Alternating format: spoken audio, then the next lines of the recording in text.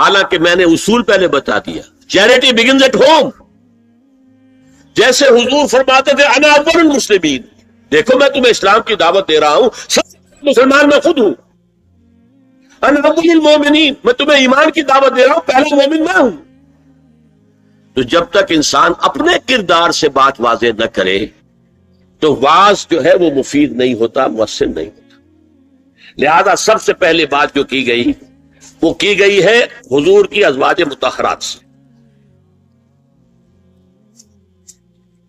اس ضمن میں جو اصلاحی اعمال آئے ہیں احکام ان کو نوٹ کر لیجئے. ان کا آغاز ہوا ہے تدریجی اعتبار سے سورہ احزاب سے، اور سورہ احزاب سن 5 ہجری میں جو ہے نازل ہوئی ہے. ان کی تکمیل ہوئی ہے سورہ نور میں جو سن 6 ہجری میں نازل ہوئی.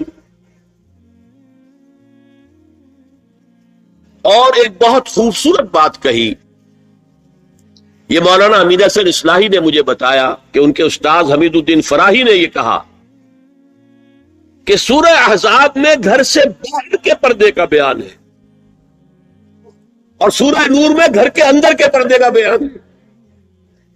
تو اصلاحی صاحب کہتے تھے کہ اس جملے نے میری آنکھیں کھول دی اور قرآن مجید روشن ہو گیا میرے ساتھ. ورنہ اگر یہ بات سامنے نہ ہو تو آدمی اٹکتا ہے، جگہ جگہ پر اشکالات پیدا ہوتے. دیکھیں سورہ احزاب میں کیا کیا گیا. نمبر 1، پہلے خطاب ازواج مطہرات سے، بعد میں عام کر دیا گیا. نمبر 2، بتایا گیا کہ عورت کا اصل کردار کیا ہے، اس کی اصل جگہ کیا ہے، گھر. نمبر 3، استیزان کے حکم کا آغاز ہو گیا کہ گھروں میں اجازت لیے بغیر داخل نہ ہو. لیکن یہاں بھی صرف نبی کے گھر کی بات ہوئی ہے، عام نہیں.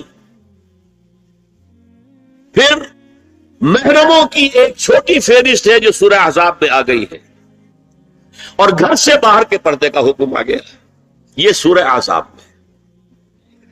سورہ نور میں استیزان اب عام کر دیا، کسی گھر میں داخل مت ہو جب تک اذن نہ لے لو. یہ دیکھیے تدریج، پہلے حضور کے گھروں میں داخل نہ ہو، اب کسی بھی گھر میں داخل نہیں ہو سکتے بغیر استیزان کے. اور احادیث مبارکہ میں اتنی سختی آئی ہے وہ میں بعد میں آپ کو بتاؤں گا. دوسرے یہ کہ گھر کے اندر پردہ جو محرموں سے پردہ ہے، محرموں سے پردہ. محرم کون ہوتا ہے سمجھ لیجئے. محرم وہ ہے جس سے کبھی بھی کسی شکل میں کسی حالت میں شادی نہ ہو سکے.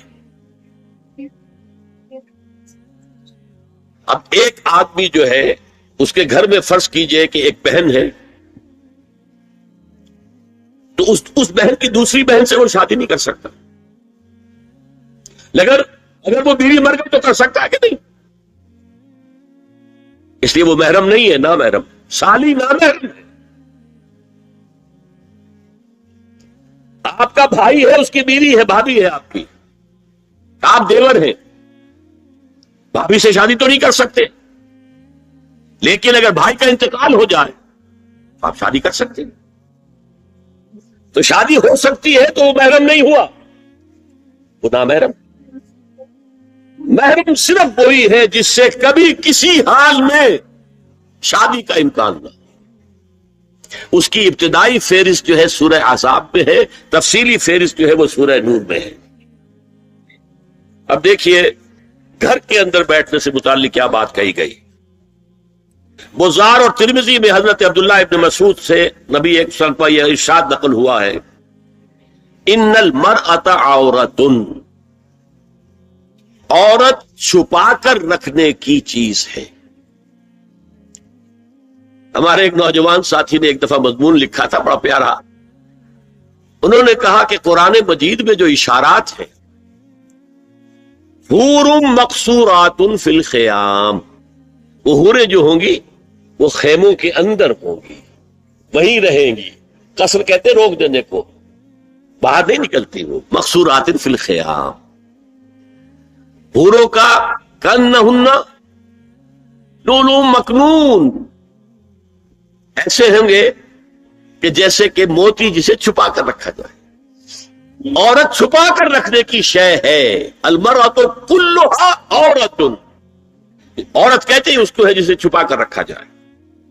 ان المرأۃ عورت فاذا خرجت، جب وہ گھر سے نکلتی ہے استشرفھا شیطان، اب شیطان جو ہے اس کو طاق میں رکھتا ہے. تکون براحت ربھا وہی فی قعر بیتھا، وہ اپنے رب کی رحمت سے قریب ترین ہوتی ہے جبکہ اپنے گھر کے بھی کسی اندرونی حصے میں.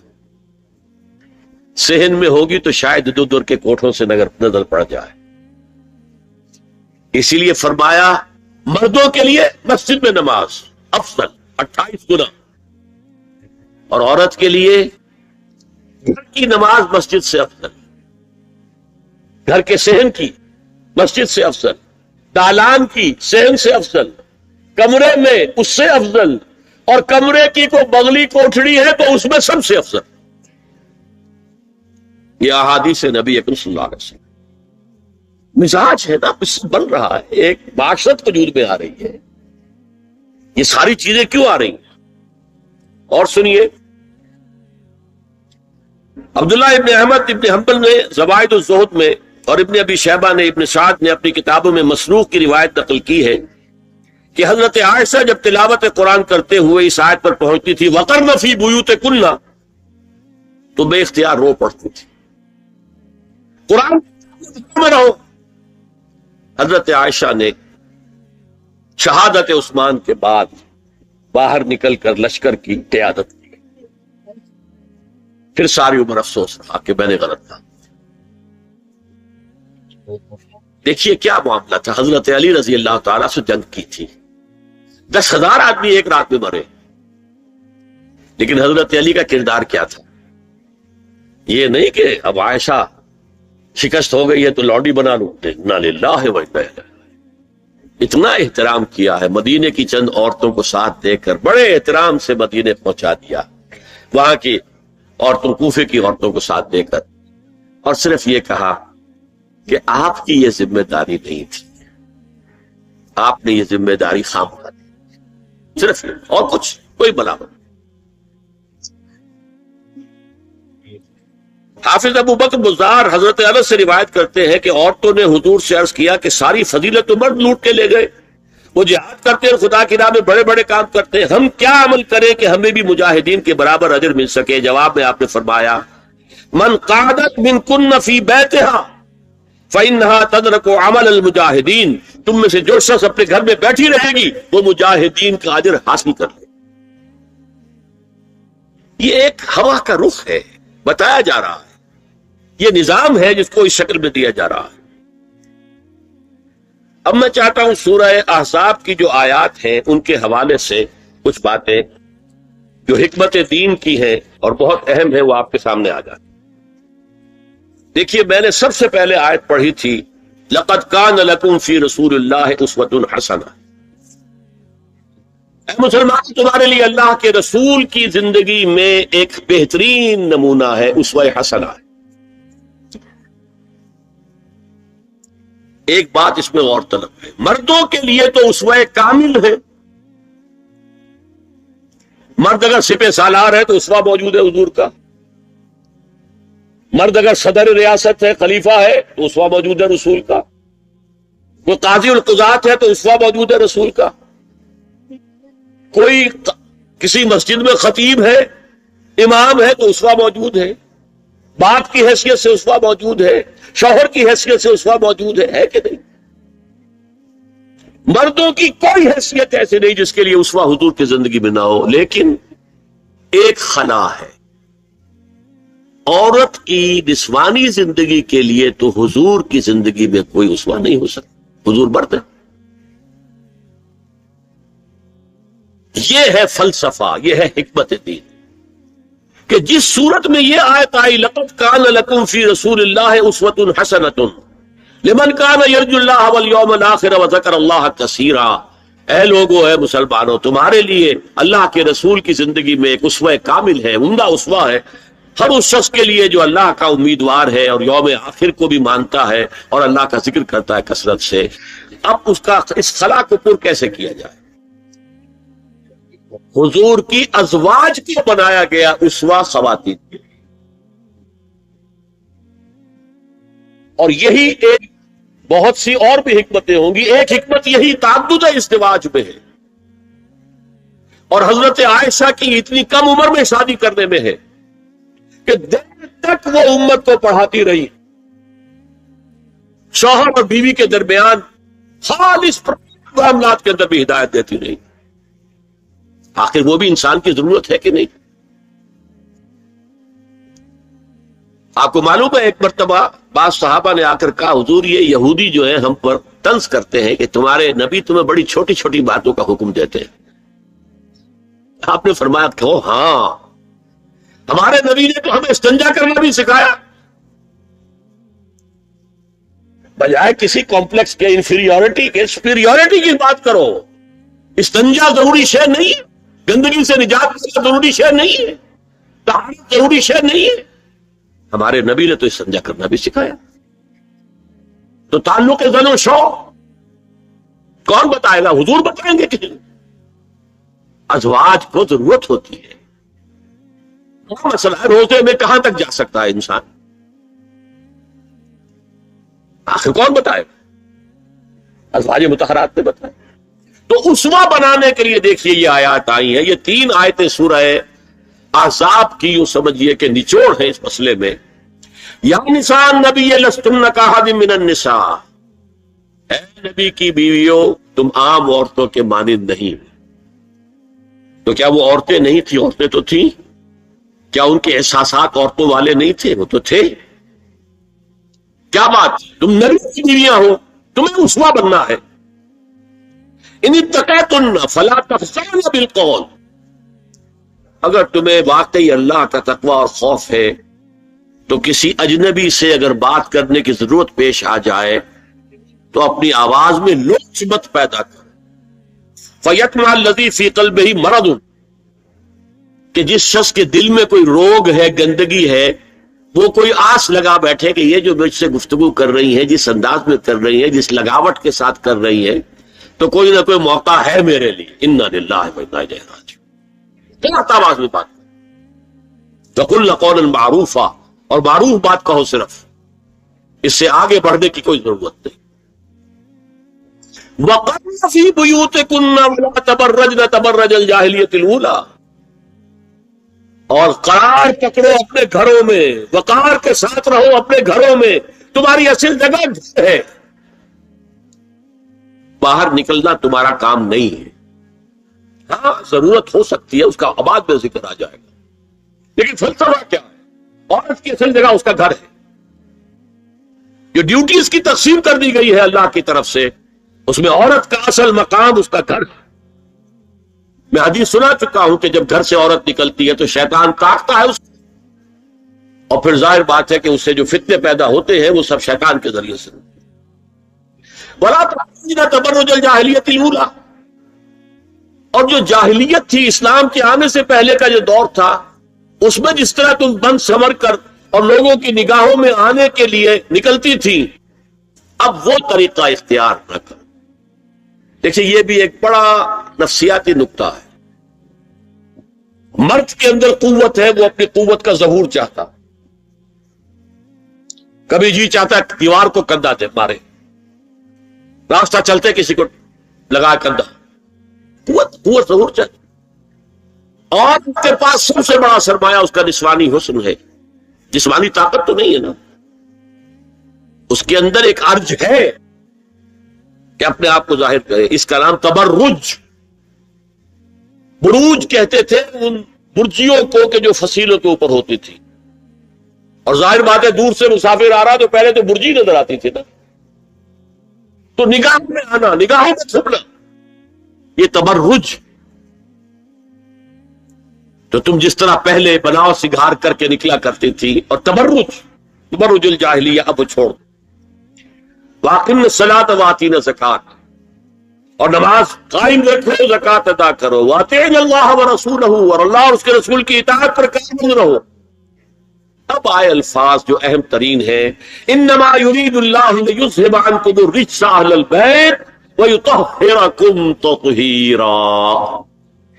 اے نبی کے گھر والیوں، اللہ یہ چاہتا ہے کہ تم سے ہر طرح کی برائی، ہر طرح کی ناپاکی کو دور کر دے اور تمہیں پاک کر دے۔ پاک کرنا کر خوب خوب خوب خوب، تطہیرا یطہرکم تطہیرا۔ کیوں؟ تمہیں نمونہ بننا ہے، تمہیں اسوہ بننا ہے۔ یہ الفاظ اصل میں آئے ہیں قرآن مجید میں ازواج مطہرات کے بارے میں۔ سارا جملہ چل رہا ہے یا نساء نبی سے۔ ہمارے کچھ دوستوں نے اس کو کہا ہے کہ اہل بیت سے مراد حضرت علی، حضرت فاطمہ، حضرات حسنین ہیں۔ وہ بھی حضور نے فرمایا، میں نے ایک ٹی وی مذاکرے کے اندر بھی جب کچھ حضرات کہہ رہے تھے کہ اہل بیت تو اصل میں وہ ہے، میں نے کہا نہیں، اصل میں بیویاں ہیں لیکن وہ بھی اہل بیت ہے۔ حضور نے ایک چادر میں جب سمیٹا سب کو، تو یہ بھی یہ بھی میرے اہل بیت ہیں۔ سلمان منا اہل البیت، سلمان بھی ہمارے اہل بیت میں سے جو قریب ہوا۔ لیکن قرآن میں یہ لفظ آتا ہے صرف بیویوں کے لیے، ازواج کے۔ حضرت ابراہیم کے پاس جب فرشتے آئے تھے حضرت اسحاق کی ولادت کی خبر دینے کے لیے، تو جب حضرت سارہ نے سنا تو وہ آئیں اپنے 72 مارتی ہوئی اپنے پیشانی پر، عجوز سے، کیا میں جنوں گی اب جبکہ میں بڑھی پھوس ہو گئی ہوں اور میرا یہ شوہر جو ہے یہ بھی بڑھا پھوس ہے؟ 100 برس کی عمر تھی حضرت ابراہیم علیہ السلام، اور کتنی ہوگی اس کے آس پاس ہی ہوگی، 90-95 حضرت سارہ ہوگی۔ اس کو فرشتوں نے کہا تھا کہ کیا آپ اللہ کی رحمت سے مایوس ہو گئی؟ السلام علیکم وبرکاتہ اہل البیت، اے نبی کے گھر والی، اے نبی کے گھر والو، تم پر اللہ کی سلامتی ہو رحمت۔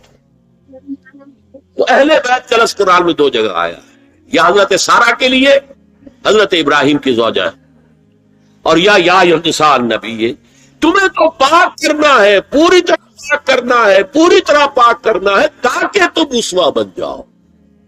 جو خلا اسوہ محمدی میں صلی اللہ علیہ وسلم، وہ تمہارے ذریعے پورا کرنا ہے۔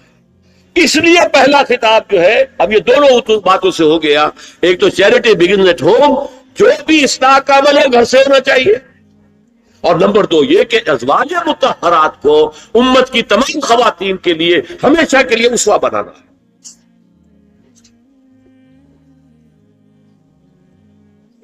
اسی طریقے سے استیزان کا معاملہ بھی آیا، لیکن وہ بھی صرف نبی کے گھروں تک آ رہا ہے۔ یا ایھا الذین آمنوا لا تدخلوا بیوت النبی حتی یؤذن لکم، اہل ایمان نبی کے گھروں میں داخل نہ ہوا کرو جب تک کہ اذن نہ دیا جائے۔ یہ پرائیویسی، گھر کی پرائیویسی، اس پر میں تفصیل سے بعد میں بات کروں گا، چونکہ تفصیل اس کی آئی ہے سورہ نور میں۔ میں نے عرض کیا نا، ان احکام کا آغاز ہوا جیسے شراب کی حرمت، آغاز سورہ بقرہ، پھر سورہ نساء، پھر سورہ مائدہ۔ اسی طرح اس کا اختتام جو ہوا ہے وہ سورہ نور میں ہے۔ تو مت داخل ہوا کرو، اور اس کے بعد فرمایا وَإِذَا سَأَلْتُمُوهُنَّ مَتَاعًا فَاسْأَلُوهُنَّ مِنْ وَرَاءِ حِجَابٍ، اور دیکھو اگر نبی کی بیویوں سے کوئی چیز مانگنی ہو تو پردے کی اور سے مانگ۔ یہ حجاب کا لفظ آیا ہے جس کو کہا جاتا ہے کہ حجاب کا کوئی حکم قرآن میں ہے ہی نہیں۔ پہلے وہاں کے گھر کھلے ہوتے تھے، درگاہ پر کوئی پردہ وردہ نہیں ہوتا تھا، اور گھر کوئی کنالوں کے اور ایکڑوں کے تو نہیں ہوتے تھے، چھوٹے چھوٹے گھر۔ لیکن یہاں پر فرما دیا گیا پردے، اس کے بعد سے جب سے یہ آیت اتری گھروں کے اوپر پردے ڈال دیے۔ اب ظاہر بات ہے کہ اس میں چہرے کا پردہ ہی ہوا نا، چہرے کا پردہ، حجاب، اسی کو حضرت عائشہ نے آیت الحجاب قرار دیا۔ اور پھر دیکھیے جو ریئلزم ہے، ریئلزم میں نے کہا تھا نا کہ اللہ نے بھی فرمایا کہ سب سے زیادہ محبت انسان میں عورت کی ہے، حب زین للناس حب الشہوات من النساء، اور پھر اس کے بعد لمبی فہرست۔ حضور نے فرمایا الیہ النساء والطیب، یہاں بھی فرمایا گیا ذالکم اطہر لقلوبکم وقلوبہن، یہ زیادہ پاکیزہ بات ہوگی تمہارے کے لیے بھی اور ان کے دلوں کے لیے۔ اگر نبی کی بیوی بے حجاب تمہارے سامنے آ جائے گی تو وہ نبی کی بیوی ہے اور ازواج مطہرات ہونے کہتے ہیں تمہاری ماں بھی ہے، لیکن ایک عورت بھی اور تم چاہے صحابی ہو کچھ بھی ہو تم مرد بھی تو ہو. یہ مرد کے درمیان جو کشش ہے یہاں بھی اس کا ساس. نبی کی بیویوں کو بھی یہ نہیں کہا کہ اس سے ماوراء ہے. معصوم تو کوئی نہیں نبی کے علاوہ. وہ تو اللہ کہہ رہا ہے ہم تمہیں پاک کر دینا چاہتے ہیں پوری طرح پاک کر دینا چاہتے ہیں تاکہ تم تمام خواتین امت کے لیے اسوہ بن جاؤ. فرمایا یہ جو پردے کی اوٹ سے کوئی شے لینا دینا ہے اس سے یہ تمہارے دلوں کے لیے بھی زیادہ چیزہ بات ہے اور ان کے دلوں کے لیے بھی. یہ ہے اللہ تعالی کا حکم سورہ احزاب کے اندر. اس کے بعد اسی سورہ احزاب میں اس سے جو مستثنا ہے گھروں میں اذن لیے بغیر بھی داخل ہو سکے جن کے سامنے ازواج مطہرات اپنے کھلے چہرے کے ساتھ آ سکتی تھی ان کی ایک فہرست دی گئی. یہ مختصر فہرست ہے. لا جناح فی آبائہن ولا ابنائہن ولا اخوانہن ولا ابناء اخوانہن ولا ابناء اخواتہن ولا نسائہن ولا ما ملکت ایمانہن واتقین اللہ ان اللہ کان علی کل شیء شہیدا. کوئی حرج نہیں ہے ازواج مطہرات پر ان کے باپوں کے سلسلے میں. ابو بکر آئے تو جائے سیدھے حضرت عائشہ کے حجرے میں کون روکے گا. اور بیٹوں کے اور ان کے بھائیوں کے اور ان کے بیٹوں کے بھائی بھتیجے اور ان کی بہنوں کے بیٹے یعنی بھانجے. ولا نسائہن اس کو میں چاہتا ہوں نوٹ کریں آپ. اپنی عورتیں جان پہچان کی عورتیں اجنبی عورتیں نہیں. اس پر مزید گفتگو ہوگی سورہ نور کے حوالے سے. ولا ما ملکت ایمانہن اور جو ان کے ملک یمین ہے. ان میں ایک رائے یہ ہے کہ مراد صرف باندیاں ہیں اور ایک مراد یہ ہے کہ اس میں مرد غلام بھی شامل ہیں. ایک رائے یہ ہے کہ مرد غلام جب تک کہ ابھی وہ بالغ نہ ہو بچہ ہو. بہرحال یہ آراء ہے علیحدہ. واتقین اللہ ان اللہ کان علی کل شیء شہیدا اور اللہ کا تقوی اختیار کرو یقیناً اللہ ہر چیز کو دیکھ رہا. اب آئیے سورہ نور کی طرف. اب میں یہاں پر سورہ نور میں آغاز جو ہوا ہے سورہ نور کا وہ سب کو معلوم ہے. زنا کی کیا حد ہے سزا کیا. غیر شادی شدہ زانی یا زانیہ اس کی سزا 100 کوڑ ہے. اور اگر کوئی الزام لگائے اور ثبوت پیش نہ کر سکے 4 گواہ نہ لا سکے تو قذف کی حد کیا ہے 80 کوڑ ہے.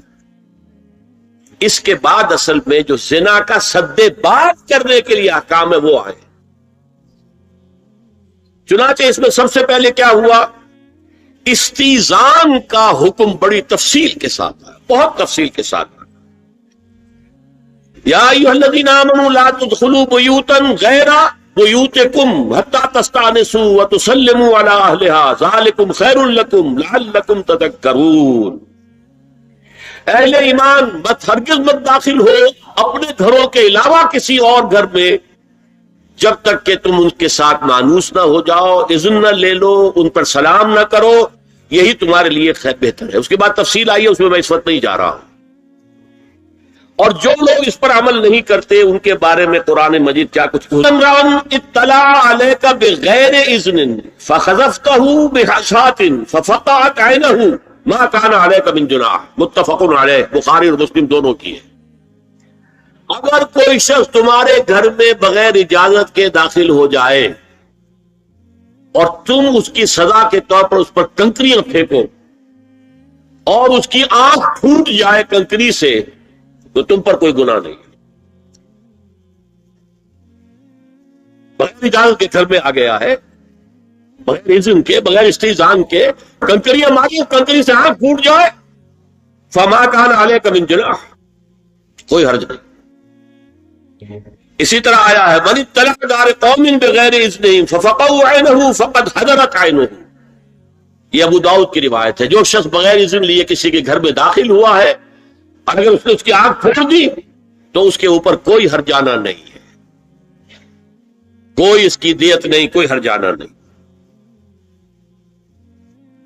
اجازت لینے کے ضمن میں کیا ہے حضور نے طریقہ بتایا 3 مرتبہ پکارنے کی حد مقرر کر دی اور فرمایا اگر تیسری مرتبہ پکارنے پر بھی جواب نہ آئے تو واپس ہو جاؤ. قرآن میں بھی ہے اذا قیل لکم ارجعوا فارجعوا، اگر وہ کہتے چلے جاؤ، ملاقات نہیں ہو سکتی، چلے جاؤ. ہاں اگر آپ ٹائم لے کر آئے ہیں تب بات دوسری ہے، پھر تو اس کو ملنا ہے. لیکن آپ ایسے ہی پہنچ گئے ہیں، پتہ نہیں وہ اپنی کس مصروفیت میں ہے، آپ کا حق نہیں ہے کہ وہ آپ کو ریسیو کرے اور آپ سے بات کرے. اذا قیل لکم ارجعوا فارجعوا. اور برا نہ مانو کہ میرا یہ معاملہ کیا، میں آیا تھا اور مجھے جو ہے مجھ سے ملاقات نہیں کی، نہیں. اور اس سلسلے میں ایک بڑا دلچسپ واقعہ ہے. ایک مرتبہ آپ حضرت سعد ابن عبادہ کے ہاں گئے اور السلام علیکم ورحمۃ اللہ کہہ کر 2 دفعہ اجازت طلب کی، مگر اندر سے جواب نہ آیا. تیسری مرتبہ جواب نہ ملنے پر آپ واپس ہو گئے. حضرت سعد اندر سے دوڑ کر آئے اور عرض کیا یا رسول اللہ میں آپ کی آواز سن رہا تھا، مگر میرا جی چاہتا تھا کہ آپ کی زبان مبارک سے میرے لیے جتنی بار بھی سلام و رحمت کی دعا نکل جائے اچھا ہے. تیسری مرتبہ بھی آپ کہے. پھر دوڑ کر آئے اور لپٹ گئے حضور سے صلی اللہ علیہ وسلم. یہ ہے استیزان کا معاملہ. اب آ رہی ہے اصل آیت. قل للمؤمنین یغضوا من ابصارهم ویحفظوا فروجهم ذلك ازکى لهم ان اللہ خبیر ما یصنعون.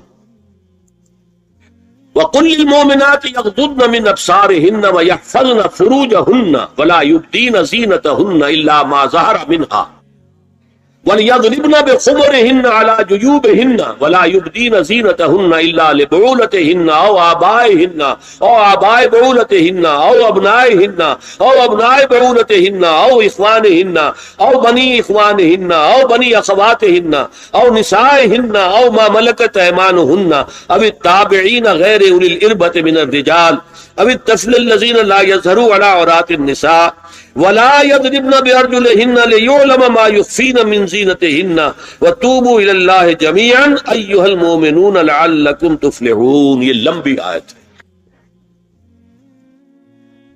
اہل ایمان، اے نبی کہہ دیجئے اہل ایمان مردوں سے اپنی نگاہیں نیچی رکھا کریں اور اپنی شرمگاہوں کی حفاظت کریں. یہی ان کے لیے زیادہ پاکیزہ عمل ہے. ان اللہ خبیر بما یصنعون، اور جو کچھ وہ کر رہے ہیں اللہ اس سے واقف ہے.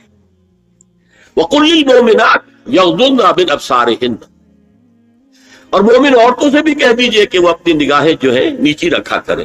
ویحفظن فروجهن، اپنی شرمگاہوں کی حفاظت کریں. ولا یبدین زینتهن الا ما ظهر منها، اور اپنی زینت کو ظاہر نہ کیا کریں سوائے اس کے کہ جو بالکل ظاہر ہو جائے، از خود ظاہر ہو. دیکھیے سب سے پہلے میں آپ کو بتا چکا ہوں کہ یہ گھر کے اندر کا پردہ ہے. نگاہیں نیچی رکھنا گھر کے مرد بھی اور گھر کی عورتیں. یہ کیوں کہا گیا؟ آج آپ کے علم میں نہیں ہوگا انسیسٹ کس قدر تیزی سے پھیل رہا ہے مغرب کے اندر. انسیسٹ کہتے ہیں باپ کا اپنی بیٹی سے ملوث ہو جانا، ماں کا اپنے بیٹے سے ملوث ہو جانا، بہن بھائیوں کا آپس میں زناکاری کرنا، یہ انسیسٹ کہنا. اس وقت امریکہ میں سب سے زیادہ جو پریکٹس ہے وہ سائیکیٹرسٹ کی ہے. بڑی فیسیں ہیں، بڑی دوائیں ہیں. جو فارماسیوٹیکل انڈسٹری ہے اس میں بھی سب سے زیادہ فلرشنگ وہ دوائیں ہیں کہ جو ذہنی امراض کی. اور مجھ سے وہاں کئی سائیکیٹرسٹ نے کہا ذہنی امراض کا سب سے بڑا سبب انسیسٹ ہے. بیٹی سے جنا کیا باپ نے، بیٹی کے دل پر جو داغ لگ گیا ہے اس کا دماغی توازن ٹھیک نہیں رہتا. بہن سے جنا کیا بھائی نے، اور یہ نہ سمجھیے کہ آپ کے ہاں نہیں ہو رہا، یہ وبا آ چکی. کئی آپ نے اخبار میں پڑھا ہوگا بیٹی نے جا کر تھانے میں خبر دی کہ باپ نے میرے ساتھ یہ حرکت کی. یہ ساری چیزیں آج ہو رہی ہیں. اس لیے کہ جب زنا کے جو دوائی ہیں، داعیات ہیں، جو زنا کی ترغیب ہے وہ ہوئی ہوگی، عام ہوگی، تو راستے نکالے گا. گھروں میں مرد بھی اپنی نگاہیں نیچی رکھیں. کیا مطلب؟ باپ بھی اپنی بیٹی کو گھور کر نہ دیکھے. بیٹی بیٹی ہے، لڑکی ہے. جوان بھائی بھی اپنی جوان بہن کو گھور کرنا دیکھ گا. نگاہیں نیچے رکھ. یہ نگاہیں نیچے رکھنا بازار میں چلتے ہوئے نہیں ہے. وہ تو سوسائڈ ہو جائے گی، موت آ جائے گی. تو گاڑی آپ کو روک دے گی. یہ گھر کے اندر ہے. اور اس لیے ہے کہ بہرحال باپ مرد ہے، بیٹی عورت ہے. میں نے آپ کو فرائڈ کی بات بتا دی ہے. وہ تو کہتی ہی ہے کہ باپ اگر محبت کی نگاہ بیٹی پر ڈالا اس میں سیکس ہے، سیکس کا جذبہ ہے. اگر ماں بیٹی پر نگاہ ڈال رہی ہے تو سیکس ہے، ایڈیپس کمپلیکس مشہور ہے اس کا. لیکن اپنی جگہ یہ ہے کہ باپ مرد ہے، بیٹی عورت ہے، بھائی مرد ہے، بہن عورت ہے. لہذا گھروں کے اندر بھی اپنی نگاہوں کو نیچا رکھو. میں آپ کو قول سنا چکا ہوں مولانا فراہی کا. اصلاحی صاحب نے کہا جب مولانا فراہی نے مجھ سے یہ کہا کہ اصل میں سورہ احزاب میں گھر کے باہر پردہ ہے اور سورہ نور میں گھر کے اندر کا پردہ، تو کہتے میری آنکھیں کھل گئی اور چابی مل گئی، کلید مل گئی ان آیات کو سمجھنے کی، ان کی اصل پس منظر کو، حقیقت کو جاننے کا راستہ کھل گیا. تو یہ جو ہے غض بصر، یہ باہر کے لیے نہیں ہے، یہ گھر کے اندر کے لیے. بیٹی کا آخر جوان ہو رہی ہے، اس کے سینے کے اوپر کچھ غبار آ رہا ہے، اس کو گھور کر مت دے، نگاہ نیچے کر. قل للمؤمنین یغضوا من ابصارہم ویحفظوا فروجہم ذلک ازکی لہم ان اللہ خبیر بما یصنعون. نوٹ کر لیجیے کہ یہ کہاں ہو رہا ہے؟ گھر میں داخلے کے بعد. گھر میں داخلہ اجازت سے، اور داخلہ ہوگا صرف محرموں کا. گھر کے اندر جو ہے وہ نامحرم تو نہیں آئے گا. یہ میں آگے بیان کر رہا ہوں. وَقُلْ لِلْمُؤْمِنَاتِ يَغْضُضْنَ مِنْ أَبْصَارِهِنَّ وَيَحْفَظْنَ مِنْ فُرُوجِهِنَّ، اور کہہ دیجئے مومن عورتوں سے بھی کہ وہ بھی اپنی نگاہیں جھکا کر رکھیں اور اپنی شرمگاہوں کی حفاظت کریں. وَلَا يُبْدِينَ زِينَتَهُنَّ إِلَّا مَا ظَهَرَ مِنْهَا. اس ٹکڑے پر بڑا قیل و قال ہے جدید مفکرین اور جدید دانشوروں نے کہ وہ اپنی زینت ظاہر نہ کرے سوائے اس کے جو خود ظاہر ہو جائے. وہ کہتے ہیں اس میں چہرہ بھی شامل ہے، اور جب چہرہ شامل ہے تو اس کا مطلب چہرے کا پردہ نہیں ہے. آپ کو بہت سے حضرات نے وہ پڑھی ہوگی بحث جو جنگ میں ہو گئی تھی. ایک صاحب وہ انسٹیٹیوٹ آف پالیسی اسٹڈیز اس کے اسکالر ہیں، ریسرچ کا، انہوں نے لکھ دیا کہ اللہ ما ظہر منہا میں چہرہ ظاہر ہے، شامل ہے، لہذا پردہ نہیں ہے. اور ارشاد احمد حقانی صاحب نے بھی زوردار اس کے اوپر جو ہے وہ تائید لکھ دی، اور گویا کہ کہا کہ اب تو مسئلہ ہی طے ہو گیا. جب ایک ریسرچ اسکالر کہہ رہا ہے تو یہ مولوی ملاٹے جو کہتے پڑھتے ہیں کہ یہ عورت کا جو چہرے کا پردہ ہے، یہ تو بات ختم ہو گئی. The matter is clicked. میں نے صرف ایک جواب دیا کہ اس شخص نے جو بڑا ریسرچ اسکالر تھا، پہلے یہ لکھا ہے کہ سورہ نور کی ان آیات میں سطر کے احکام آ رہے ہیں، تو پھر یہاں پردے کا چہرے کا معاملہ کیا ہو؟ سطر میں تو پردہ چہرہ شامل نہیں ہے. محرموں سے پردہ کیا ہے؟ محرموں سے اس کا نام سطر ہے. اور پورا جسم سطر ہے سوائے چہرے کی ٹکیا اور یہ ہاتھ اور یہ پاؤں، بس. کیا مطلب ہے؟ بھائی بھی نہیں دیکھ سکتا بہن کے جسم کا کوئی اور حصہ، باپ بھی نہیں دیکھ سکتا بیٹی کے جسم کا کوئی حصہ. یہ سطر ہے. سطر محرموں سے پردہ. اس سے آگے صرف شوہر یا حسب ضرورت طبیب، سرجن، بس. یہ محرموں کا. گھر میں عورت رہے گی تو سطر کے ساتھ رہے گی. محرم آئیں گے، چچا اس کا محرم ہے، آئے گا، لیکن وہ بھی تو مرد ہے نا. چہرہ تو نہیں ڈھانپے گی اس لیے کہ محرم ہے، لیکن باقی جسم سطر. عورت کا پورا جسم سطر ہے سوائے چہرے کی ٹکیا. بال بھی سطر میں شامل ہے. سر پر وہ سکارف جو آج کل بنا ہوا ہے بہت بڑا مسئلہ، انہوں نے چہرے کو نکال دیا، صرف سکارف سمجھا ہوا پر حجاب کہتے ہیں. حالانکہ وہ حجاب پورا تو نہ ہوا، وہ صرف ایک حصہ ہے، لیکن ایک حصہ صحیح ہے. سر کے بال جو ہے وہ چھپے ہونے چاہیے، یہ سطر میں شامل ہے۔ چہرے کی ٹکیا ہے جو سطر سے باہر ہے، ہاتھ ہے پونچوں سے باہر، اور پیر ہے ٹخنوں سے نیچے، بس اللہ اللہ ہے۔ تو فرمایا ما ظہر منہا من زینتہن میں الا ما ظہر منہا میں کیا کیا چیزیں آ سکتی ہیں؟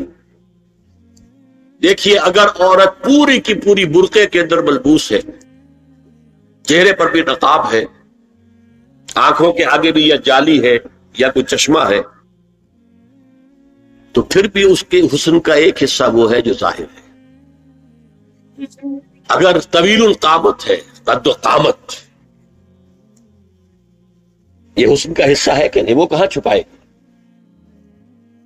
اور غالب نے جو شعر کہا ہے، تیرے سرو قامت سے ہی قد آدم قیامت کے فتنے کو کم دیکھتے ہیں۔ سرو قد عورت، اسی طرح جسم سے ڈول ہے، اکیرا بدن ہے، یہ تو نہیں چھپے گا۔ عورت موٹی ہے، کیسی ہے، جسم جو غیر متناسب ہے، یہ تو نہیں چھپے گا۔ متناسب ہے اعضاء، قداور ہے، اکیرا بدن ہے، یہ ہے وہ چیزیں کہ جو حجاب کے سلسلے میں ما ظہر منہا، یہاں ہو رہا ہے کہ جو ستر کے سلسلے میں ہے ما ظہر منہا، زینت کا، اور وہ چہرہ ہے۔ لیکن اب اس میں ایک اور بات، وَلْيَضْرِبْنَ بِخُمُرِهِنَّ عَلَى جُيُوبِهِنَّ، یہ بھی گھر کے اندر کی بات ہو رہی ہے۔ چونکہ میں پہلے بتا چکا ہوں، جلباب ہوتا تھا جب گھر سے باہر نکلتی تھی عورت، تو وہ اپنی چادر لپیٹتی تھی اپنے گرد، چہرہ نہیں ڈھانپتی تھی، صرف چہرے کا حکم دیا گیا اس کے ضمن میں۔ وہ سورہ احزاب کی آیت ہے، وہ رہ گئی، میں بیان کروں گا۔ اور خمار اڑنی ہوتی تھی جو گھر میں اڑتی تھی، گھر میں ظاہر بات ہے کہ جلباب تو نہیں لیا جا سکتا، آخر گھر کا کام کاج کرنا ہے، ہلکی سی اوڑھنی تو وہ گھر میں۔ لیکن فرمایا وَلْيَضْرِبْنَ بِخُمُرِهِنَّ عَلَى جُيُوبِهِنَّ، اور انہیں چاہیے کہ اپنی اوڑھنیوں کے بکل، اوڑھنیوں کے اپنے سینوں کے اوپر، گریبانوں کے اوپر بھی مار لیا کریں، تاکہ یہ سینے کے جو ابھار ہیں ان کو ایک ایڈیشنل کور مل جائے۔